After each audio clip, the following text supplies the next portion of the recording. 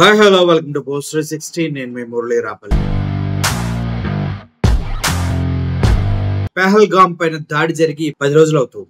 అయినా కూడా భారత ప్రభుత్వం ఎటువంటి చర్యలు తీసుకోవట్లేదని భారతీయ పౌరులు అసహనానికి గురవుతున్నారు. కొంతమంది అయితే రగిలిపోతూ ఉన్నారు. కొంతమంది హిందూ సంఘాలు అయితే ఎప్పుడు యుద్ధానికి వెళ్ళటానికి ఆర్మీ అవసరం లేదు, మేము కూడా సిద్ధం అంటూ ముందుకు వస్తూ ఉన్న తరుణం. అయితే ఏది చేయాలన్నా ఆచితూచి అడుగు వేయాలి. ప్రత్యర్థిని దెబ్బ కొట్టాలంటే కరెక్ట్ పాయింట్ చూసి కొట్టాలి. అప్పుడే గిల్ల కొట్టుకుంటూ ఉంటారు. ఇప్పటికే వాటర్ నిలిపేసిన తర్వాత, సింధు నది జలాలు వెళ్లకుండా ఆపేసిన తర్వాత పాకిస్తాన్ లో చాలా చాలా చాలా సింధు వాటర్ పైన ఆధారపడి బ్రతికే వాళ్ళు చాలా ఇబ్బంది పడుతున్నట్టు సమాచారం వస్తుంది. అయితే ఒకవైపు హై లెవెల్ మీటింగ్స్ జరుపుతూనే ఎక్కడ ఎలా చేయాలని డిస్కషన్ చేస్తూనే ఇక్కడ ఒక పాయింట్ అయితే మెన్షన్ చేయాలి. హై లెవెల్ మీటింగ్ అని చెప్పి 4-5 కెమెరాలతో షూటింగ్ ఎందుకు చేస్తున్నారో నాకు అర్థం కాదు. కానీ ఇది పబ్లిసిటీ స్టంట్ అయితే కాదు. అమిత్ షా అక్కడికి వెళ్ళినా కూడా పబ్లిసిటీ చేసుకుంటున్నారు. పెహల్గాం వెళ్ళినా కూడా ఇక్కడ హై లెవెల్ మీటింగ్ అని అందరితో మాట్లాడుకుంటూ అవి కూడా వీడియోలు చేసి ప్రజలకు పంపిస్తూ ఉన్నారు. ఏదో చేస్తున్నారు అని హడావుడి క్రియేట్ చేయకండి, అది పబ్లిసిటీ స్టంట్ అవుతుంది. సీరియస్ గా చేయండి. ఏదైనా ప్రజలకు తప్పుడు సంకేతాలు వెళ్తున్నాయి. అయితే ఇటువంటి క్రమంలో ఉగ్ర దాడికి పాల్పడినటువంటి దరిద్రులు ఎవరు అనేది ఎన్ఐఏ స్పష్టంగా అంచనా వేసి వారిని పట్టుకోవడానికి ప్రయత్నం చేస్తుందని వార్తలు అయితే వస్తున్నాయి. అయితే ఉగ్రదాడి పాక్ వాస్తవంపై కీలక ఆధారం పాకిస్తాన్ దీంట్లో ఉంది అన్న దానిపైన కీలక ఆధారాలు ఎన్ఐఏకి దొరికాయి అనేది ఇప్పుడు ట్రెండింగ్ లో ఉన్నటువంటి విషయం. అందులో పహల్గాం ఉగ్రదాడి ఘటనపై విచారణలో ఎన్ఐఏ కీలక పురోగతి సాధించింది. Hats off to you sir. Okay, ఈ దాడి వెనుక లష్కర్ ఈ తోయిబా, పాక్ ఆర్మీ, ఐఎస్ఐ ఉన్నట్లు ప్రాథమిక నివేదిక వెల్లడించింది. వీళ్ళంతా ఉన్నారంటే చాలా పెద్ద ప్లానింగ్, ఇది చాలా చాలా పెద్ద ప్లానింగ్ చేశారు.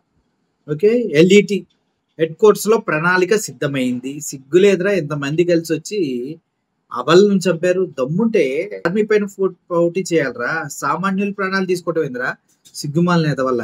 అయితే ఎల్ఈటి హెడ్ క్వార్టర్స్ లో ప్రణాళిక చేశారంట. సీనియర్ ఐఎస్ఐ అధికారి సూచనలతో దాడి జరిగిందని తెలిపారు.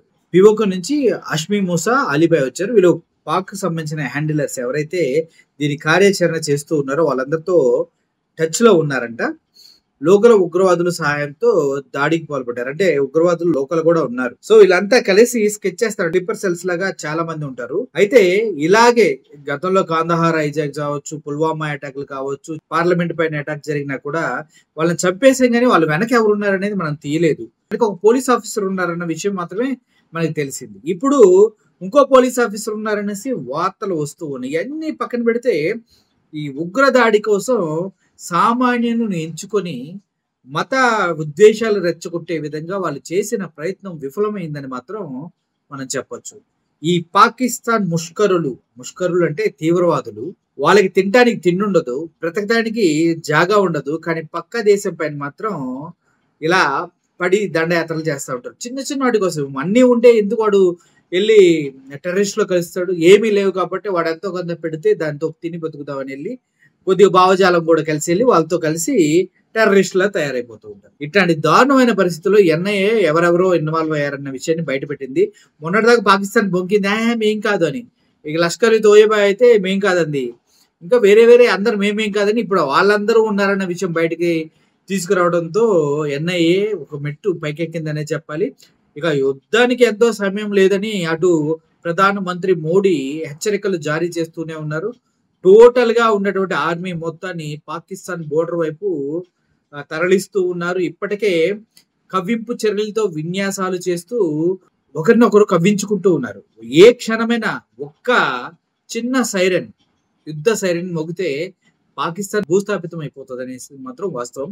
అయితే కొంతమంది రాజకీయ నాయకులు ఏదో వాళ్ళ పబ్బం గడుపుకోవడానికి సొట్ట కబుర్లు చెప్తూనే ఉన్నారు.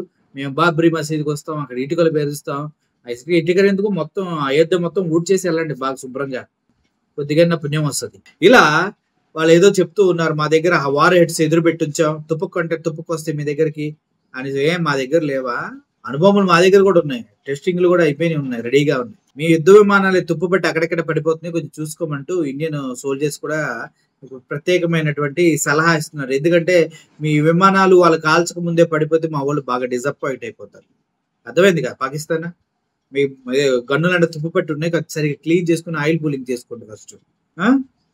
ఉగ్రవాదుల దగ్గరికి ఇచ్చేసారు కదా అన్ని, మీ దగ్గర ఏమి లేవట్లే. ఉగ్రవాదుల దగ్గర నుంచి అట్లీస్ట్ ఒక వారం 10 రోజులకి చచ్చిపోవడానికి వారం 10 రోజులకి అప్పు తీసుకొని వచ్చేయండి. అర్థమైంది కదా. మొత్తానికి పాకిస్తాన్ లో లోకల్ గా ఉన్నటువంటి వాళ్ళనే తట్టుకోలేకపోతున్నారు. వాళ్ళే పాక్ ఆర్మీని దగ్గర 200 మంది చంపి పక్కన పడి నూకారు. బెల్జిస్తాన్ లిబరేషన్ వాళ్ళు, మీరేంద్ర ఇండియా మీదకి వచ్చేది అంటూ చాలా మంది ఎద్దేవా చేస్తూ ఉన్నారు. మీకు అది సీన్ కూడా లేదనే విషయం తెలుసుకోవాల్సిన విషయం అంతేనా. Thank you for watching this video. ప్రతి ఇండియన్ గర్వంగా పాకిస్తాన్ తో యుద్ధంలో పోరాడేటప్పుడు విజిల్స్ వేయాల్సిన సిచ్యువేషన్ వస్తుందేమో చూద్దాం. Thank you for watching this video. Murali signing off. Thank you so much.